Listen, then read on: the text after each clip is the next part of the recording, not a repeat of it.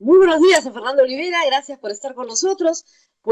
Lo hemos llamado para comentar un video que se ha viralizado, que presenta al Frente Esperanza, que es la agrupación política con la que ya ha postulado a la presidencia, en un reingreso, digamos, a la política desde el mundo virtual, porque ahora la política se va a tener que hacer a través de estos medios. Gracias por estar con nosotros. Cuéntenos un poco qué lo motiva a aparecer nuevamente ante la ciudadanía.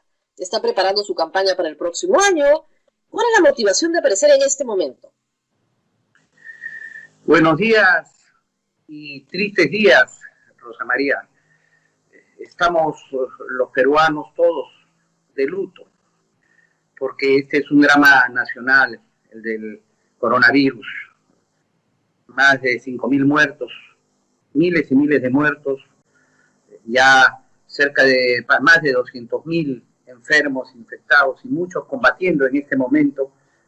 Y lamentablemente tengo que decir que no vemos la salida clara y por el contrario, verificamos que el gobierno tercamente insiste en los mismos y gravísimos errores que ha venido cometiendo a lo largo de todo este tiempo. Tengo que decir que decidí hablar luego de que con gran paciencia democrática creí lo correcto confiar en la respuesta del gobierno nacional. Pero transcurrido todo este tiempo, guardar silencio es un silencio cómplice. Es hora de hablar.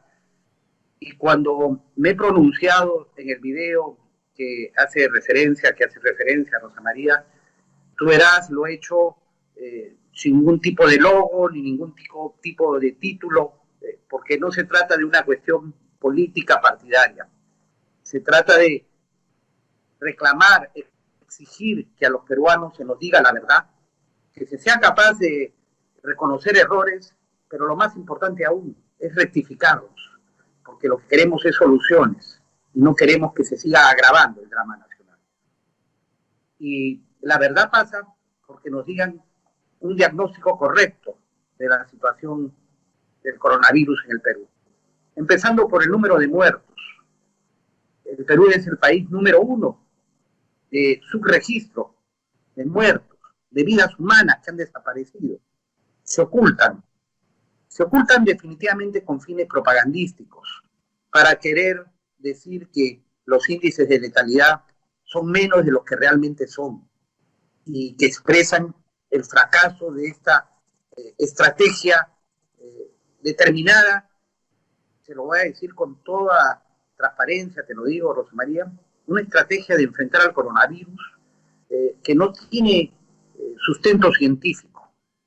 No sabemos qué es lo que finalmente motivó al presidente Vizcarra a elegir la ruta del fraude de las pruebas rápidas, porque las pruebas rápidas son el mayor agente de contagio. Contra la opinión, las recomendaciones de la Organización Mundial de la Salud, de la Organización Panamericana de la Salud, y contra la misma normativa que el gobierno había dado antes del 19 de marzo, sorpresivamente, Martín Vizcarra emitió un decreto de urgencia y anunció que compraba 1.400.000 pruebas rápidas. Esto es particularmente grave y con esto permíteme, porque aquí yo tengo lo que la OMS ha recomendado y hasta el día de hoy. ¿Qué dice de las pruebas rápidas? Investigar un brote en curso y realizar estudios sobre su prevalencia. Las pruebas rápidas no están recomendadas para su uso. Estudios han demostrado que durante los primeros 7 días, y este es el problema, desde el inicio de síntomas, menos de un 40% de pacientes presentan anticuerpos detectables. Así estos ensayos no deben ser usados para descartar un caso durante los primeros días de enfermedad. No se recomienda el uso de pruebas rápidas por su baja sensibilidad. No se considera una prueba apropiada para la confirmación o el diagnóstico de los casos de COVID-19. Es decir, y lo estamos viendo, hoy día se informa, no se da el detalle, uno tiene que buscarlo, que han practicado 1.255.000 pruebas al día de ayer.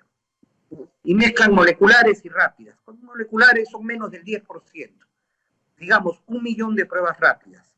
De ese millón de pruebas rápidas han salido el 90% negativas. 900.000 pruebas rápidas con resultado negativo. 60%, es decir, 540.000, son falsos negativos, que tienen dos destinos. O realmente terminas muriéndote, ¿eh? Como le sucedió a este congresista de Pucallpa, que en la cola del hospital, que no le daban oxígeno, y le decían, usted ya se ha hecho 2 pruebas rápidas y sale negativo. ¿Eh? Ayer mismo un compatriota nuestro, Sandro Baldín, con 2 pruebas rápidas negativas ha terminado internado, está en el hospital de la FAP, que lo están echando, porque dicen que no es de la Fuerza Aérea, entró por emergencia y lo echan. Y hay camas y hay todo, pero así tenemos cómo funciona nuestro sistema de salud. Repito, las pruebas rápidas son el mayor agente de contagio, porque finalmente el que recibe su certificado negativo, como digo, o termina muriéndose, o lo que sí es seguro, termina contagiando, con una licencia para contagiar. Y este es un efecto multiplicador letal. ¿Por qué ha decidido esto Martín Vizcarra? ¿Por qué finalmente salió la ministra Inostroza, que venía firmando el plan de acción, los documentos, los protocolos, hasta el 19 de marzo, en base a las pruebas moleculares? ¿Y por qué entonces entra aquí el tema? La explicación, si me permite, la explicación del presidente fue que no podían comprar pruebas moleculares, que no habían. El problema era que no habían.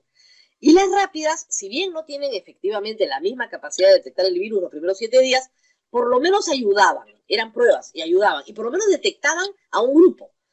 En la medida en que pudieran comprarse posteriormente moleculares, había que usar estas, por emergencia, sabiendo sus limitaciones. Perdón. Esa fue la explicación que hemos escuchado. Rosa María, yo siempre digo que lo mejor es estar informado, ¿no? Por eso es que reclamamos la verdad. Y lamentablemente este gobierno miente. Es un gobierno mentiroso. Pero queremos exigirle que diga la verdad. Porque no es cierto que no habían pruebas moleculares. En esos mismos días, aquí nuestro vecino Colombia le llegaba y adquiría 1 millón de pruebas moleculares por una gestión directa de su presidente Iván Duque con laboratorios Abbott. No es cierto tampoco, porque en esos mismos días una empresa surcoreana que abastecía a Estados Unidos, a Italia, a Rumanía, países de Europa, que tenía certificación de la FDA, hizo una oferta de 500.000 pruebas moleculares a $35 cada uno, poco más de 100 soles. Y este gobierno la rechazó, diciendo que no cumplía las especificaciones técnicas. Esa empresa ofrecía hasta 5 millones de pruebas moleculares por semana. Y se llegó a culpar hasta a Trump, diciendo que no habían pruebas moleculares. El gobierno miente. ¿Por qué miente? ¿Por qué elige las pruebas rápidas? ¿Por qué deja de lado las pruebas moleculares? Porque los países que han salido adelante han aplicado las pruebas moleculares. Ahora mismo, en China, en Wuhan, que se detectó un rebrote, una segunda ola. ¿Qué ha hecho China? Inmediatamente ha practicado pruebas moleculares a todos, 11 millones de pruebas moleculares, y ha detectado 300 casos y los ha aislado inmediatamente. Eso es lo que hay que hacer. Y esa es nuestra propuesta de rectificación, que las zonas donde está controlado el coronavirus, sobre todo la zona del sur, hay más zonas en el sur, en Cajamarca, en ciertas zonas, ya no tengan la cuarentena, pero sí mantengan la obligación de mascarillas y el distanciamiento social. Pero las otras, las que son zonas críticas, a todos se practique la prueba molecular y se aísle a quien tiene el coronavirus, que haya centros de atención primaria para reforzarlos, eso se puede construir muy rápidamente, y que haya centros de aislamiento. Y así podremos tener un norte. Pero lamentablemente yo tengo que decir que en medio de todo esto hay corrupción, Rosa María. Hay mucha corrupción. Hemos visto la corrupción de la Policía Nacional, por supuesto. La corrupción de la Policía Nacional que no se sabe todavía si llega hasta el propio ministro, ¿no? Que salió de pronto, sin mayor explicación, y ahí realmente no hay transparencia, porque ¿quién está haciendo las investigaciones? La propia policía.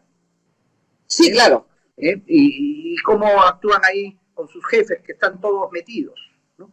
La Fiscalía creo que debería de tener una acción más activa. Yo no veo que haya ningún detenido hasta ahora, pero ha habido corrupción en el ejército, corrupción en la marina, corrupción en los gobiernos regionales, corrupción en las municipalidades y hasta en la propia Contraloría, Rosa María.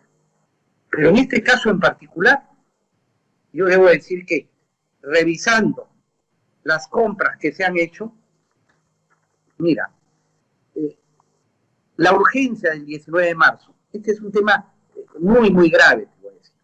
El 19 de marzo se publica el decreto supremo que se da especialmente para la adquisición de las pruebas de diagnóstico. Y ahí se establece, curiosamente, un procedimiento que en realidad es materia de una resolución ministerial, no tiene ese nivel de ley de la República, diciendo que en esta vez quien hace el requerimiento es el Instituto Nacional de Salud y se lo pasa directamente a Perú Compras. ¿Ya? Es decir, se saltan al Ministerio de Salud. Era por la ministra, supongo. ¿Ah? Era, supongo, porque la ministra se oponía. Es la presunción, porque presunción, si bien la ministra firma el decreto de urgencia del 19 de marzo, ajá, y que Vizcarra en la conferencia de prensa ya lanza que son 1.400.000 pruebas rápidas, en el texto del decreto no dice eso, ¿no? Señala la transferencia de partidas, ¿no? Pero en el decreto, curiosamente, siendo el MINSA, habiendo sido fortalecido días antes con un decreto supremo como ente rector, ¿no? El que dirige en toda la crisis del coronavirus a todos los sectores. Sin embargo, directamente al Instituto Nacional de Salud para que Perú Compras sea el que ejecute. Es decir, se bypassea, ¿no? Se puentea, se pone a un costado al Ministerio de Salud. Curiosamente, al día siguiente, el 20, la ministra es renunciada, sin que haya una explicación hasta ahora razonable. Es verdad que luego la han nombrado asesora en el Ministerio del Interior, ¿no? No sé si para que se quede tranquila y que no vaya a hablar, para tenerla controlada, ¿no? Bueno, dicen, la explicación que nos dieron es que ella no tenía el perfil para una epidemia, no tenía estudios en salud pública, que era lo que se necesitaba, y que, bueno, que el ministro Zamora tenía un mejor perfil para el cargo. Pero todo eso se sabía cuando se le ha nombrado poco tiempo antes. Eso no ha surgido de la noche a la mañana. Pero la epidemia sí. Entonces, la epidemia, nos ha sorprendido la epidemia, por eso la hemos cambiado. Bueno, se investigará y espero pues que haya inclusive lo que se llama colaboración eficaz, testigo protegido, confesión sincera. Se tiene que saber la verdad. Yo creo que el periodismo acá tiene mucho que hacer y Contraloría General, por supuesto, tiene que culminar el control concurrente, porque ese 20 de marzo, al día siguiente, o sea, el 19 se saca una edición extraordinaria, y entra en vigencia el 20. ¿Y qué sucede el 20 de marzo, Rosa María? El 20 de marzo, el Instituto Nacional de Salud hace el requerimiento, como dice el decreto de urgencia. Un requerimiento que de hecho tenía que tomar su tiempo hacerlo. Aquí lo tengo. ¿No? Son 7 páginas, ¿no? Donde están los antecedentes, las especificaciones, los requisitos, y tiene, como ves, en este único requerimiento, que curiosamente no le ponen fecha, este es el único requerimiento en donde lleva 3 visaciones. Y se preocupan de hacerle firmar a Trujillo, que entonces era el jefe del INC, del Instituto Nacional de Salud, que lo cambió como primer acto el ministro Zamora, ¿no? En este requerimiento que, como digo, toma su tiempo hacerlo. Han pasado por 3 dependencias del Instituto Nacional de Salud. Se hace el día 20 de marzo. El mismo 20 de marzo, se cursa, el Instituto Nacional de Salud se lo pasa a Perú Compras. Ok. 3 visaciones, requerimiento, 20 de marzo, traslada a Perú Compras. Ajá. El mismo día Perú Compras hace una invitación, aquí tengo la relación, a 28 empresas. Ya. Las empresas serias, curiosamente, o sea, las empresas que sí tienen antecedentes, contactos, que es su tema, no cotizan, ¿no? Productos Roche, Merck, una serie de... O sea, los laboratorios internacionales, digamos. Los laboratorios internacionales que tienen capacidad de proveer directamente, ¿no? Hay un montón de empresas que se invitan, la mayoría que no tienen nada que ver con el tema. Igualito que las empresas de neumáticos que vendían ranchos o que los otros. Mascarillas, ya. El mismo esquema. Ya. De las 7 que presentan propuestas, yo me doy el trabajo de examinarlas, ¿no? Francamente, hay empresas de bricolaje, empresas que no tienen nada que ver con el tema, ¿no? De las 18 empresas. Y eligen a 2 que tampoco es su especialidad, ¿no? Se ocupan, ahí está la alarma, perdón, sonando. No, pero lo escuchamos perfectamente. Estábamos en medio de la historia y Fernando Olivera lo hemos perdido, tiene que volver. Aquí estoy. No lo podemos perder, muy bien. Entonces, estas 2 empresas que ganan el concurso, ¿de qué se ocupan? Bueno, proveen equipos, pero no es, como digo, la especialidad, ¿no? A ver, ¿ya? Multimedical Supplies, ¿no? Es proveedor de agujas, catéteres, ya. Catéteres, filtros, instrumentos. Las exportaciones el 2019 habían llegado a $60,000, ¿no? Nada más. Y las importaciones fueron 2,5 millones de China. Es un intermediario. Lógico. Es un intermediario porque en realidad la empresa de Multimedical es Coretes, de China. Ajá. La otra empresa, Nipro Medical Corporation, sucursal Perú, es otro intermediario, en este caso de Orient Hand. Se traen estas pruebas rápidas, por cierto, sin certificación, sin certificación internacional, que era uno de los requisitos. Ni siquiera China las tenía certificadas. Y se hace todo, como concluiré, el 20 de marzo, porque tenía que llegar antes del 31, donde quedaban absolutamente prohibidas, ¿no? Entonces, Nipromedical, ¿qué proveía? Equipos de laboratorio, pruebas de embarazo, esto es muy buen antecedente, ¿no? O sea, la complejidad de estas pruebas son comparables. Ahora, no, pero le digo una cosa, las pruebas rápidas son muy parecidas a las pruebas de embarazo. Las pruebas rápidas, claro, pero las moleculares no, pues. Las moleculares no, para nada. Y las pruebas moleculares son las que son válidas porque es la detección temprana. Son las únicas válidas. Ahora, ¿esa era la licitación para comprar pruebas rápidas o moleculares? Solamente pruebas rápidas. Claro, por eso. Lo que ejecutan de inmediato son pruebas rápidas. La historia de las pruebas moleculares es otra. Con estas pruebas rápidas, inclusive, debo decir que ya hay sobreprecio. Sí. En el mismo día, ¿no? A las mismas empresas se cambia el precio. Podrán parecer centavos, pero en porcentajes son porcentajes muy significativos, 5%. Claro. Eso me suena familiar, el 5%, el 10%, el 3%. ¿No? Y con el tiempo, inclusive, esos porcentajes se multiplican, porque se llega el 3 de mayo en esta terquedad, ¿no? A comprar, por ejemplo, a Diagnóstica Peruana, a otra empresa, con 85% de sobreprecio. Lo que cuesta inicialmente 16 soles con 14, lo terminan comprando a 29.90, 332.000 pruebas rápidas.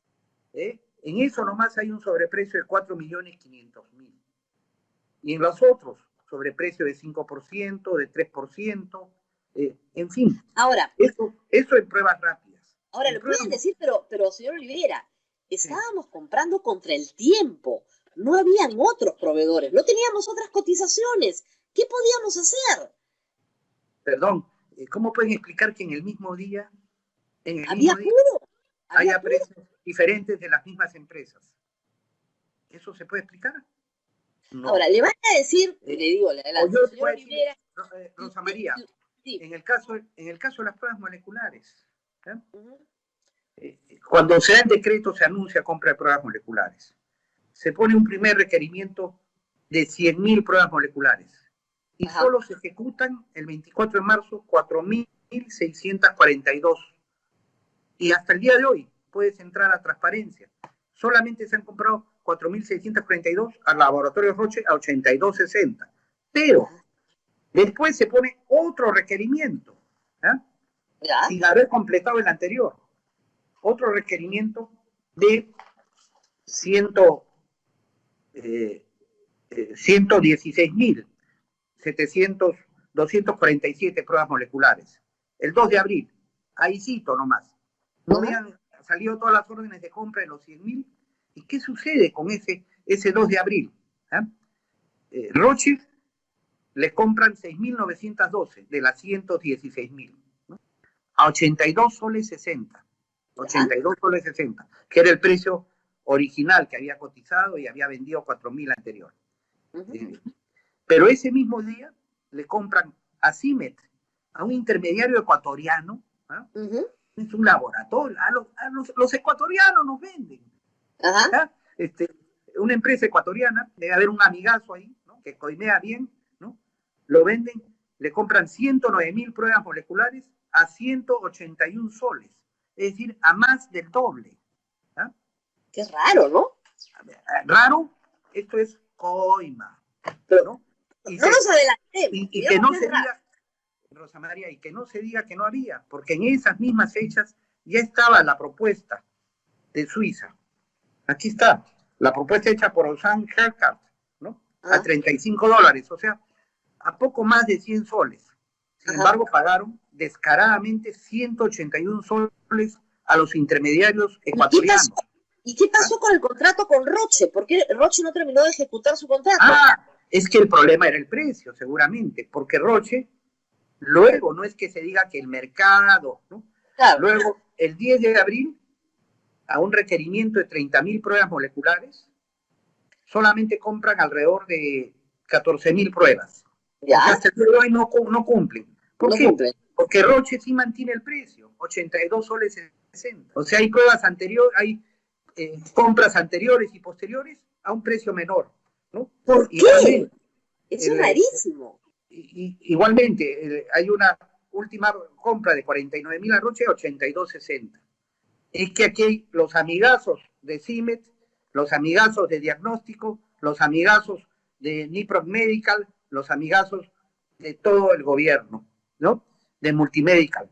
Estos se la han llevado en paila, pero lo grave es que, lo gravísimo, lo imperdonable, es que está sucediendo esta corrupción y está determinando, condicionando la estrategia de enfrentar al coronavirus en el Perú. Se ha elegido la ruta de la prueba rápida. Al día de hoy se han comprado más de 5,5 millones de pruebas rápidas. Y pruebas moleculares no llegan a 300.000. El sector privado sí ha comprado pruebas moleculares, ¿ah? Yo la noticia que he leído es que son pruebas rápidas. Ojalá sean pruebas. Pero digo, el sector privado las sí ha clínicas comprado privadas. Las clínicas que cobran por ello. Bueno, las han comprado.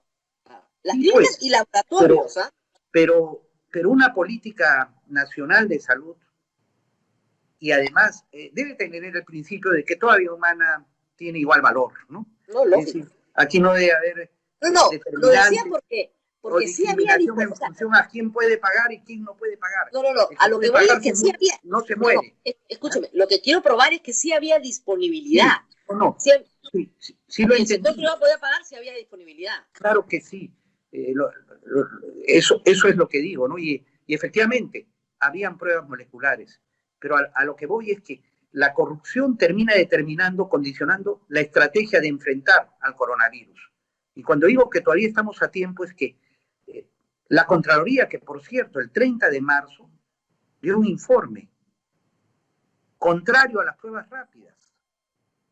se pronunció diciendo que era una situación adversa y que se estaba haciendo mal uso de los fondos públicos, considerando la opinión de los científicos y de la Organización Mundial de la Salud y la Organización Panamericana de la Salud, porque aquí no es uno el que está hablando, ni el contralor.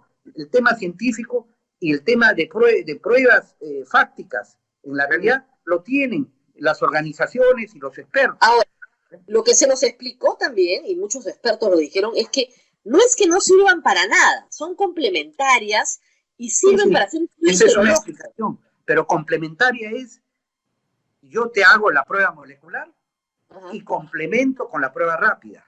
O al revés. Complementa para el seguimiento y para labores de vigilancia, como lo dicen los estudios, es decir, y para investigación en general. Para la prevalencia.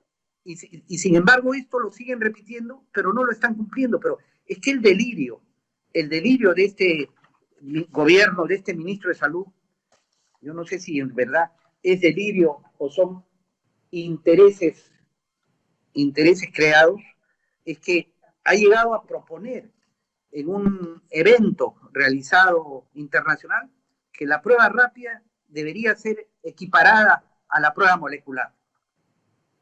Hasta eso hemos llegado.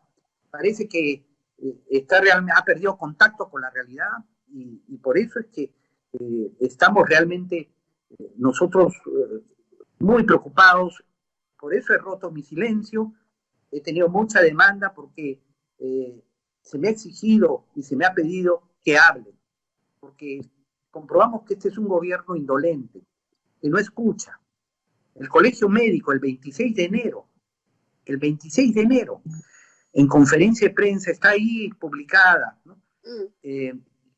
Hizo la primera revelación y denunció que allá estaba el coronavirus en el Perú, que estaban 3 chinos provenientes de Wuhan desde los primeros días de enero.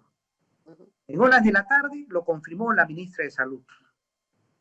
Y mientras que el coronavirus se expandía en China, en España, en Italia, en Francia, la OMS daba directrices para el control de los viajeros. Se cerraban fronteras. Aquí se cerró fronteras recién el 16 de marzo. Ni siquiera se restringió hasta esa fecha a los que provenían de los focos de infección. Ahora, hay que decir que lo hicimos al mismo tiempo que toda América Latina. Bueno, mal de muchos, consuelo de tontos. Pero digamos, no podemos imputar ahí yo lo que debo de ver es el espejo de lo que está pasando en otras partes donde el coronavirus se está expandiendo y tomar las previsiones del caso. Y en esa oportunidad, por ejemplo, ya el Colegio Médico... Pero hemos tenido una cuarentena muy rígida. ¿O usted quiere que sea más rígida todavía? No, hemos tenido una cuarentena improvisada, Rosa María. ¿Por qué improvisada? Porque si yo a millones de peruanos les quiero confinar, es decir, que se queden en su casa con toda su familia, lo que debería haber hecho en simultáneo es, por un lado, garantizarle el ingreso mínimo, el llamado bono universal, o de lo contrario, o complementariamente, aquí sí, garantizarle al menos la alimentación. Los comedores populares hasta el día de hoy no están funcionando. Hay ollas comunes que por solidaridad de la población se hacen allí. He visto cómo recogen hasta cuis. Es realmente una situación de miseria en muchas familias. ¿Y cuál es el dilema allí? O me quedo en mi casa y me muero de hambre, o se muere de hambre toda mi familia, o salgo a trabajar. Yo sé que me voy a enfermar, sé que me puedo morir, tengo las defensas más bajas que otros, pero tengo que hacerlo, tengo que buscarme el pan. No quedaba otra. Y eso se llama improvisación. Y por eso es que esa improvisación ha generado que salga masivamente la población a la calle, los trabajadores. Ahora, sin embargo, hay que decirlo, analizando esto políticamente, el público está con el señor Martín Vizcarra, tiene 70% de popularidad. Bueno, permíteme al menos dudar de esas encuestas que en realidad sabemos quién las paga, ¿no?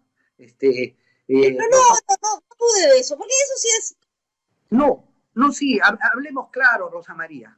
Yo no dudo de las encuestas. Bueno, yo sí lo digo, las encuestas son parte del sistema de corrupción, ¿ya? Y así quedó comprobado con Montesinos, cómo recibían millones. ¿no? Sí, pero Y, en las últimas elecciones... y sabemos, Rosa María, y tú y yo sabemos que grandes candidatos a la presidencia, que se respetan, cada uno tiene su encuestadora. Y una de las, sí, pero una de las famosas que ahora promueve tanto a Vizcarra, apoyo, ¿no? El señor Torres, estaba vinculada a Pedro Pablo Kuczynski. Hablemos claro. ¿Ya? Bueno, pero digamos, bueno, las cifras son más o menos serias. Bueno. Que va bien. Bueno, y datos, y las otras, ahí están los expedientes judiciales. Es decir, pero vayamos fuera de ello al método de las encuestas, si quieres tratarlo. ¿Cómo hacen las encuestas? Si la gente no sale a la calle. Por teléfono. ¿Cómo? Por teléfono. Pero si ha salido, se le fue a la chica Urpi Torrado, a la señora Urpi Torrado, que decía que bueno, que tienen un listado, ¿no? O sea, tienen identificados a los que van a responder las encuestas antes de hacerlas y que les dan hasta un incentivo, es decir, ¿no? Le dan su regalito, ¿no? O sea, no son encuestas anónimas, reciben algo a cambio y evidentemente pues buscan agradar. Digamos que a usted no le gustan las encuestas, pero hasta ahora yo no he visto ya. Lo que le digo... A los hechos objetivos. No hay ninguna marcha contra el gobierno, la gente no está protestando contra Vizcarra, por el contrario. Mira, yo comprendo que Vizcarra puede tener su club de fans, ¿no?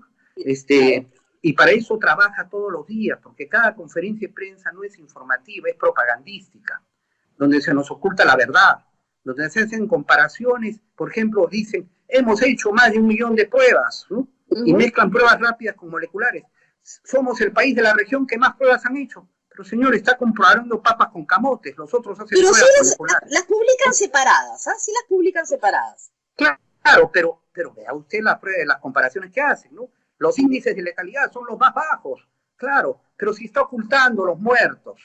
Entonces, claro, se manipula la información y el pueblo es engañado. Por eso yo digo, cuando un pueblo sabe, no lo engaña a nadie. Por eso es recordamos la famosa frase. Ahora, por eso es que, por ejemplo, el ministro de Salud, ¿dónde va? Va a Chiclayo y es encarado por los médicos. Fue a Iquitos, ha tenido que entrar por la puerta falsa. Y es que están indignados los médicos con toda razón, y el personal, las enfermeras, los técnicos sanitarios, igual que los policías que prácticamente no se les ve en la calle. Se les ha mandado a la primera línea. Los médicos desde el 26 de enero pidieron, porque esas eran las recomendaciones de la OMS, equipos de protección, ¿no? Y no se les ha dado. Y hay más de 50 médicos fallecidos, decenas de enfermeras, decenas de técnicos, y todavía tienen la cara, ¿no? Tiene la cara el gobierno, el ministro de Salud, de ir a condecorar a unos médicos chinos que vinieron acá mientras los médicos están muriéndose y no les dan los equipos.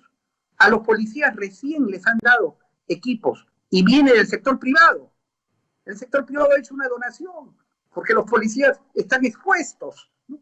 Y a la población que se le obliga a salir a la calle, ¿qué cosa se hizo? Primero se penalizó, se criminalizó, dijo que iban a ser detenidos y denunciados y procesados. Luego les amenazan con multas impagables de 6.000 soles, ¿no? A quien no tiene que comer. Se incentiva las aglomeraciones. Ya hemos visto esas maravillosas ideas que ejecutaron, 4 días sin salir a la calle, mercados superpoblados, ¿no? Hombres y mujeres porque hay que combatir la idea patriarcal, o sea, están en el tema de género en medio de la crisis nacional que se vive, ¿no? Todo tiene su momento, su prioridad, no podemos experimentar. Los mercados, que es un centro de infección, recién a los 60 días se han preocupado. Hoy día es el transporte público. Ahí se están produciendo contagios, porque la verdad es que en las horas puntas no hay distanciamiento social. Cuando es tan fácil que un miembro de la Fuerza Armada vaya en cada bus y que se vigile que haya distanciamiento. Entonces, nosotros es todo un relato, no ha habido respiradores, no hay oxígeno, todo improvisado. En este momento la Oroya ofrecía oxígeno desde hace tiempo, se han ofrecido al gobierno, y no, cuando el oxígeno escasea y el precio está por las nubes, recién reacciona y dice voy a importar, mientras la gente se muere. No hay camas, los hospitales de primera atención ahora, se han reforzado. ¿A qué voy? Yo entiendo la crítica, pero seamos un poquito más justos, ¿no? en todas partes del mundo ha habido una saturación del sistema de salud, y el sistema de salud es malo en el Perú desde siempre. No es culpa de este gobierno, es culpa de todos los que han robado antes también. Entonces, ¿de dónde vamos a sacar, pues, si no hay? Rosa María, todos sabemos que el sistema de salud en el Perú estaba colapsado desde antes del coronavirus, las colas, las listas de espera, el abandono de las ciudades. Pero todos sabemos también que este es un gobierno ineficiente, ¿no? Ahí tenemos el fenómeno del Niño, la reconstrucción del norte hasta el día de hoy. Ni el 25% se ha ejecutado. Ya se ha ejecutado bastante más, ¿ah? Ya se ha ejecutado bastante. Bueno, ¿cuánto? 30%. Ya. No, más de 50%. Bueno, en 3 años, pues eso debería haber terminado, ¿no? Nos contentamos ya con una ineficiencia del 50%. No pues, ¿no? Pero quiero decir, no se podía haber implementado, haber traído respiradores para la emergencia, no se podía haber habilitado UCIs, no se podía tener oxígeno, no se podía haber reforzado los hospitales de primera necesidad. Claro que sí, hemos visto cómo en China, por ejemplo, en una semana construyeron un super. Pero le van a decir pues que China es una dictadura militar, pues una dictadura comunista, y la gente obedece. Bueno, cada día nos acercamos mucho en cuanto a recorte de libertades y parametraje en la prensa también, ¿no?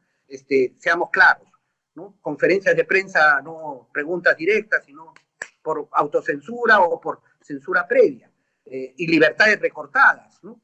Porque así estamos viviendo, y con disposiciones sin fundamentación, como la de decidir que se apliquen pruebas rápidas y no moleculares, o la cuarentena, que sale el señor y dice, un mes más, o hay que pedirle permiso para trabajar. No, esta industria, este trabajo, solamente si yo lo autorizo. O señores de Gamarra, ustedes no pueden sacar su materia prima ahí para trabajar en casa. No, todo está.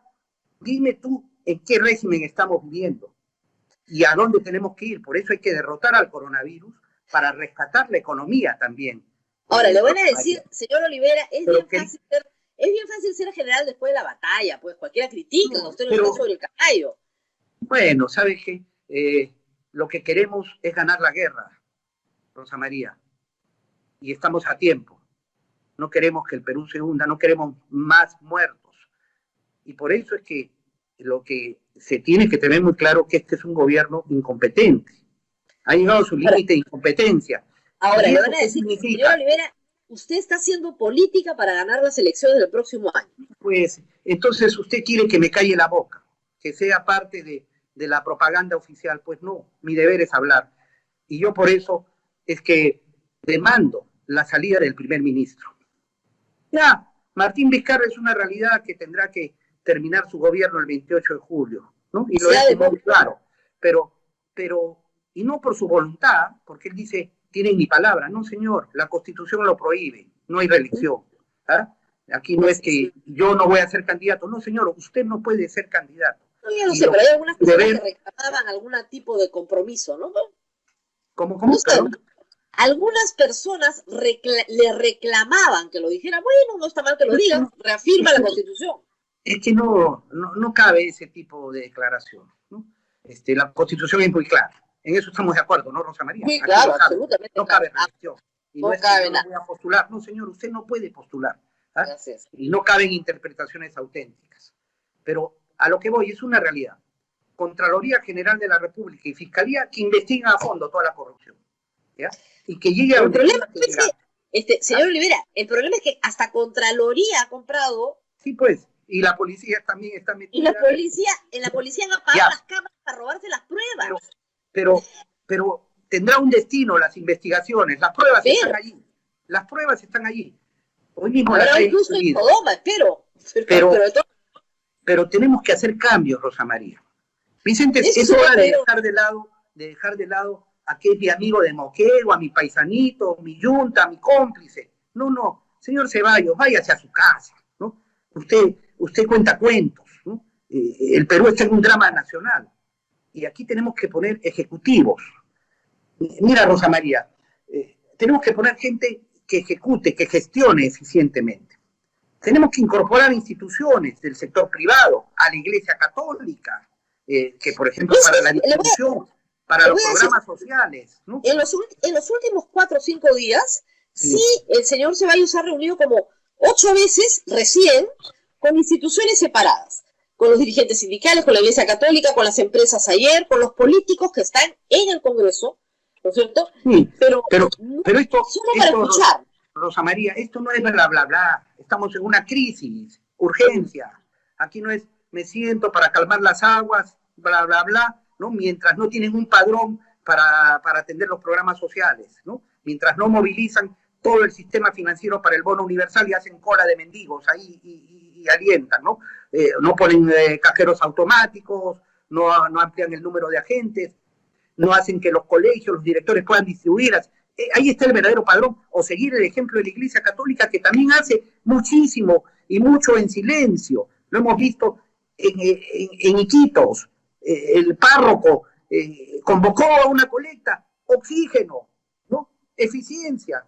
Y digo, la Iglesia Católica y todas las iglesias que puedan aportar y que tienen llegada, efectivamente. Entonces, el señor Ceballos, el amigo de Vizcarra, el moqueguano, el paisano, el yunta, el cómplice, el que le acompaña desde el gobierno regional, que se vaya a su casa. ¿Y qué perfil tiene que entrar? Un perfil ejecutor. Mira, te voy a dar unos nombres, porque en esto no estamos haciendo política partidaria. Mira, yo tengo pensado 3 nombres, por ejemplo, hasta 4, ¿no?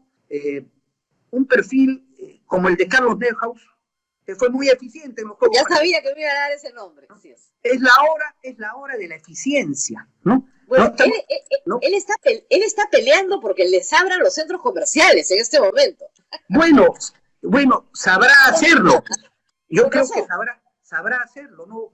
Tampoco soy de un club de fans, claro, pero tiene antecedentes de eficiencia, ¿no? Pero podría decir otros nombres, por ejemplo, Añaños, un empresario que surgió de Ayacucho, que tiene compromiso social, porque yo sé que está produciendo y ha querido comprar la materia prima al productor agrario nacional para retribuir todo lo que el Perú le ha dado, ¿no? Y está haciendo proyectos agroindustriales, cooperativizados, para que el agricultor peruano, el pequeño, pueda tener un mejor nivel de vida. Otro nombre, para que vayan de otro lado a otro, Máximo San Román. Es un empresario que ejecuta de la industria de la panadería y que tiene ese compromiso social.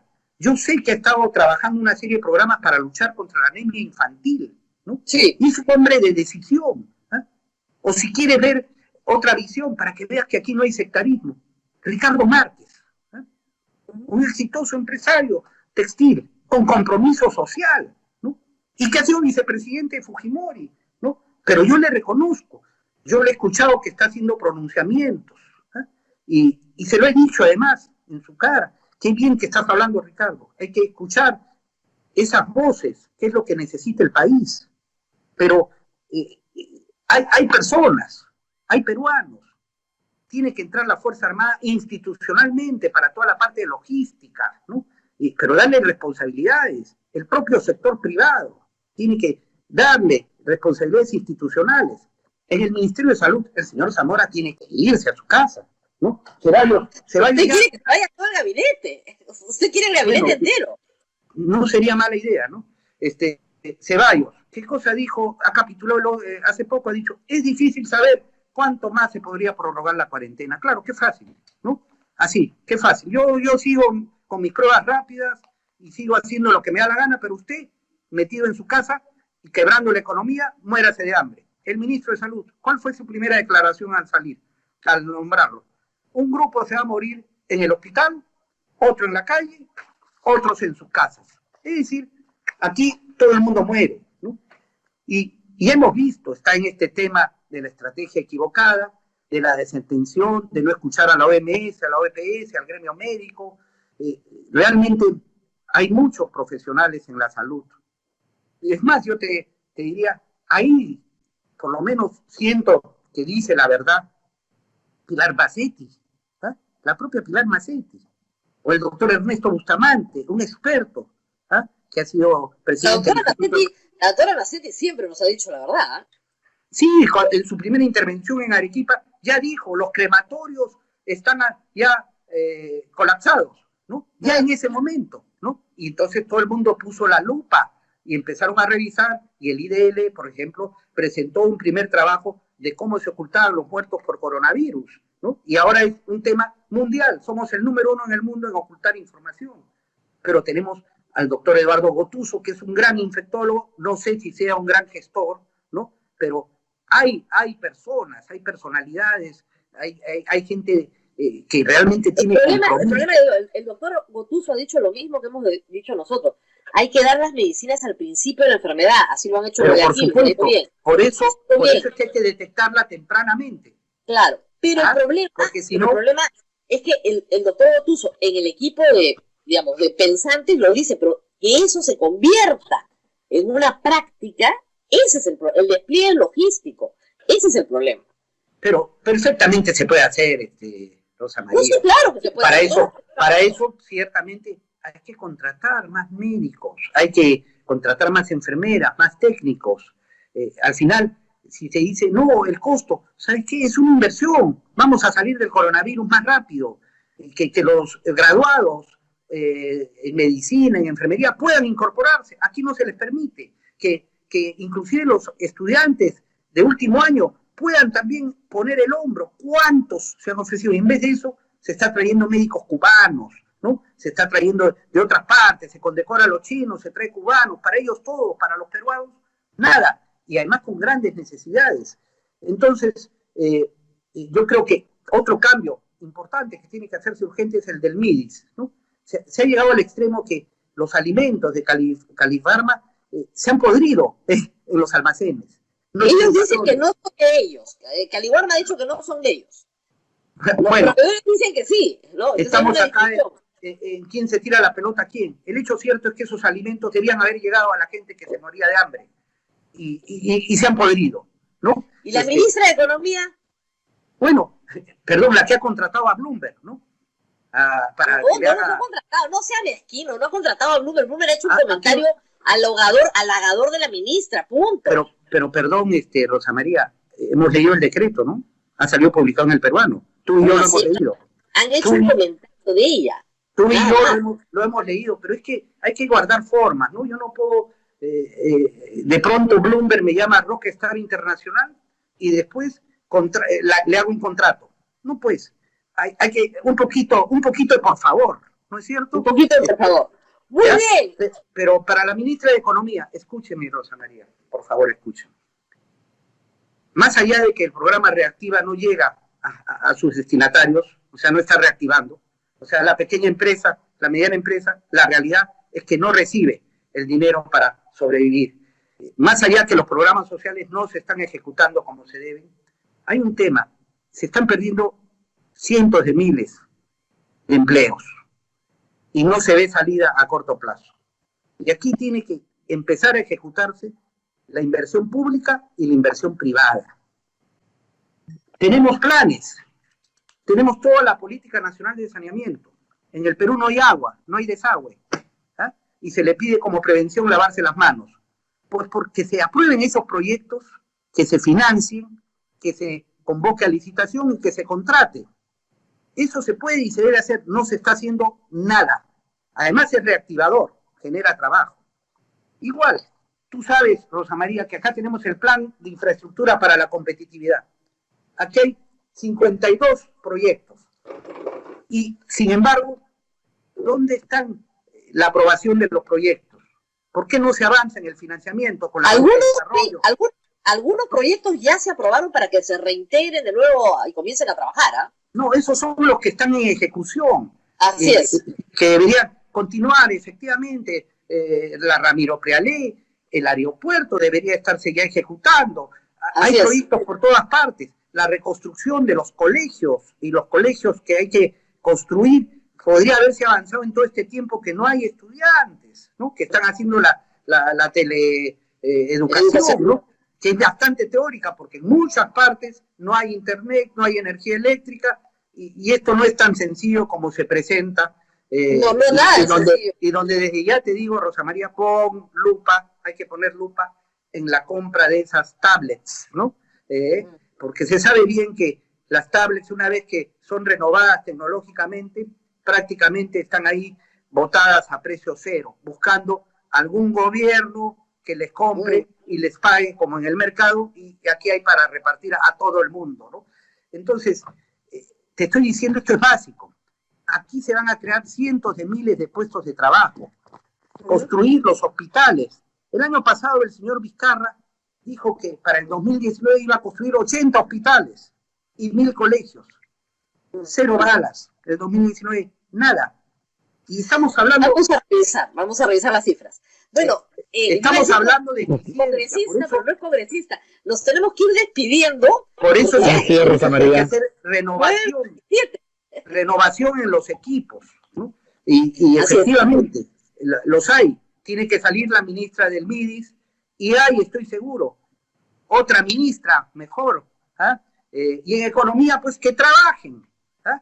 Quiero ver que Proinversión esté aprobando esos proyectos para la inversión pública. Pregunta final. ¿Va a ser candidato el próximo año? Pero lo que me faltó decir, también la inversión privada. Hay una serie de proyectos que están esperando su autorización, ¿no? Los proyectos, hay proyectos industriales, privados, cooperativizados, ¿no? Que crean mucho puesto de trabajo. Los mismos proyectos mineros, hay algunos que tienen problemas medioambientales y que tienen que tener la sintonía, la licencia social. Pero hay otro tipo de minería también, que están haciendo minería limpia, ¿no? En todo el Perú, también que se aprueben proyectos industriales. Pregunta final. ¿Va a ser candidato a la presidencia el próximo año? Mira, todo a su momento se decidirá. Pero exacto, tengo que decir, queda claro. Rosa María, lo que no, yo te digo, yo estoy preparado para gobernar. Yo he sido candidato en 2016 y estamos convocando a los peruanos a que se integren al Frente Esperanza.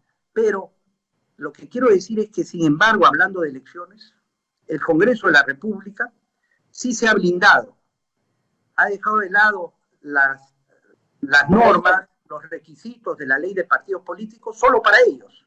Ellos no tienen que actualizar afiliados, no tienen que actualizar comités, no, nada, ¿no?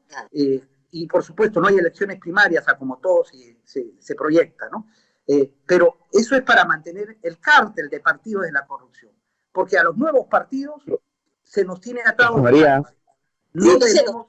No tenemos legislación, o existe la legislación, pero no se puede implementar porque no podemos salir a captar afiliados, no podemos crear comités con toda esta cuarentena. Ellos sí se han liberado de exigencias. Ahora sí nos tenemos que despedir. Pero no para yo le mando al Jurado Nacional de Elecciones y al Congreso de la República que cumplan la Constitución y que permitan a los peruanos elegir y ser elegidos. Así es. Y tenemos que hacerlo para refundar el Perú.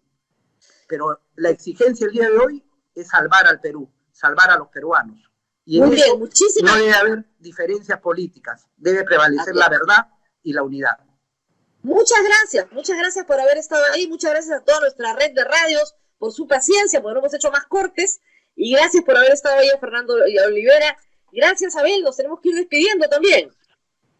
Nos vamos, Rosa María, hasta el día de mañana. Gracias al doctor Fernando Olivera y gracias, Rosa María. Hasta mañana con A Pensar Más.